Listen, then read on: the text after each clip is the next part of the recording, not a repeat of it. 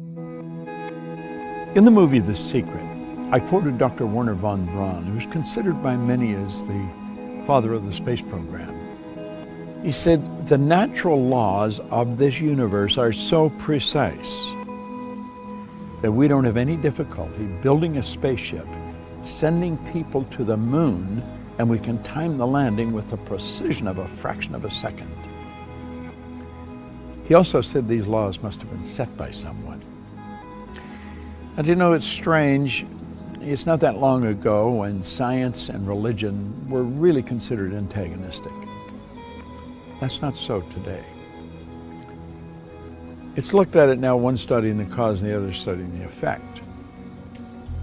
And von Braun said, after studying the spectacular mysteries of the cosmos for many years, he had arrived at the firm conviction that there is a God. I see the laws as God's modus operandi. It's how everything happens. The Secret was based on the concept of the law of attraction. And because the movie went viral, it was all over the world, everyone everywhere was talking about the law of attraction. People writing books on it that don't really understand it, people speaking on it that many of them advertise their ignorance when they talk about it. I'm of the conclusion that attraction is not really understood in any depth by most people. Now, I've studied this every day for 50-some years.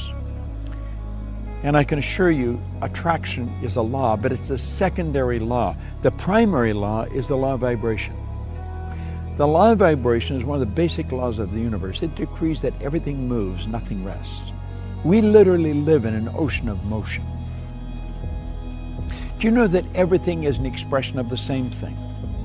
The leaves, the tree, the cement, the body, the clothes. It's all energy at a different rate of vibration. You see, your body is a molecular structure in a very high speed of vibration. Your brain is an electronic switching station. Your brain does not think, but you think with your brain. There's a difference. As you activate brain cells, you set up a vibration in your body.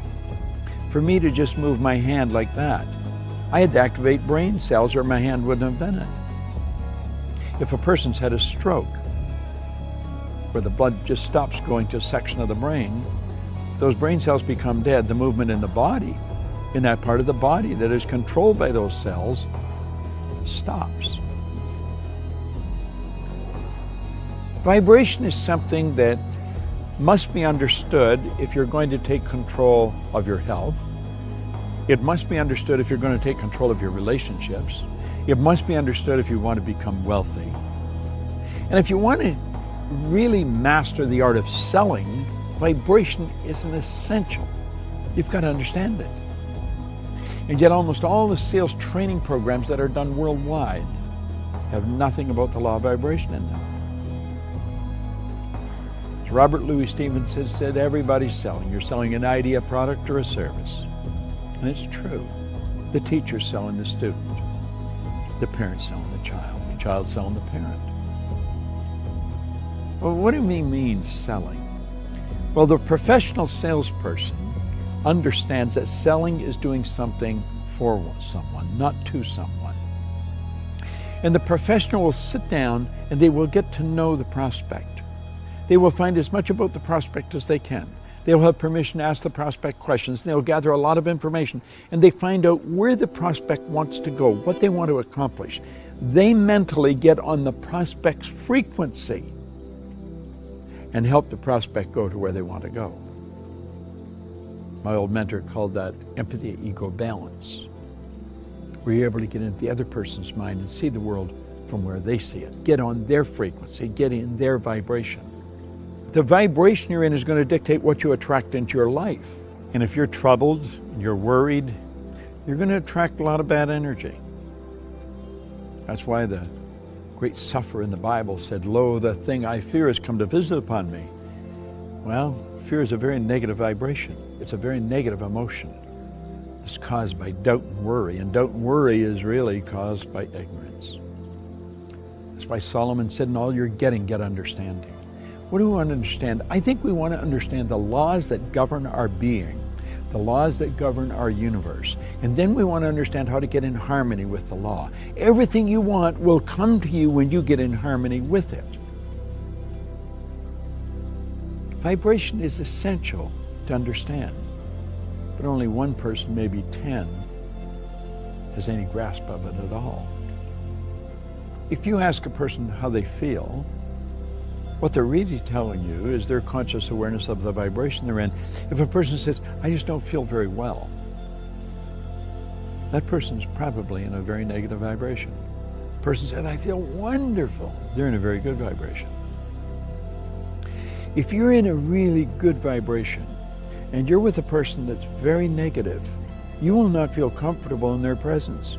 Feeling, conscious awareness, vibration. You don't feel comfortable in their energy and you want to get away from them. Now, if you were negative and they're negative, you're going to come together. Misery loves company. See, these old sayings are all based on laws. It's hard to believe that two miserable people would be comfortable together, but if you understand they're both on the same frequency, they're both listening to the same music. You'll often hear a person that went for a walk in the woods. They said it was so pleasant. Why? The vibration of nature is perfect. That's why a walk in the woods leaves you feeling so good.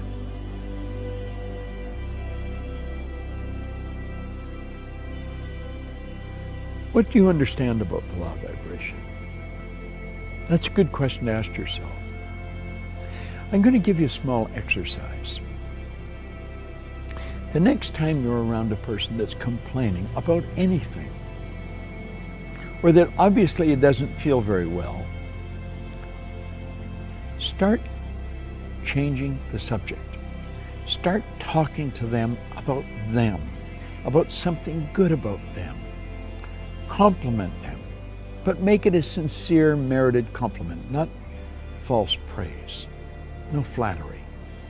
Pick out something good that they do and slowly turn the subject around to that. Let them know how much you admire how well they do it. And you know something? Like that, their energy will change. You have caused them to change their vibration. Now, the beautiful truth about this, when you do it, you'll learn how to do it to yourself when you're not feeling very good. That's the beautiful truth.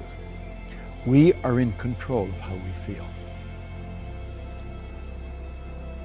I was reading something by Viktor Frankl, the author of Man's Search for Meaning, a Viennese psychiatrist, spent the war years in a concentration camp. He said, in every situation, there is a space between the situation and how you respond to it. And in that space, you can decide how you're going to respond.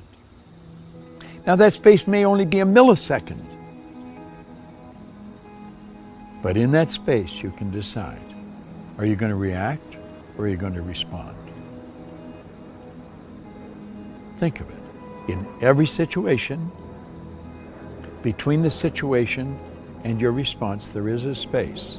And in that space, you can decide how you're going to respond. Vibration is something that I love studying. When you're in a restaurant or in a store or any place where the energy is really good, you feel very comfortable. It's the vibration in the place. You've gone into a restaurant and sat down, and before you ordered anything, all of a sudden you don't want to eat there. Why? It's the energy, it's the vibration of that place. You should get up and leave. Go where you feel comfortable. Do what makes you feel good. That's why people that are doing what they love never have to work again. They spend their whole life in a wonderful vibration. The person who truly understands how to pray puts himself in a wonderful vibration. I want to suggest you study it and understand this. you will attract to you whatever you're in harmonious vibration with. You are in control of the vibration you're in.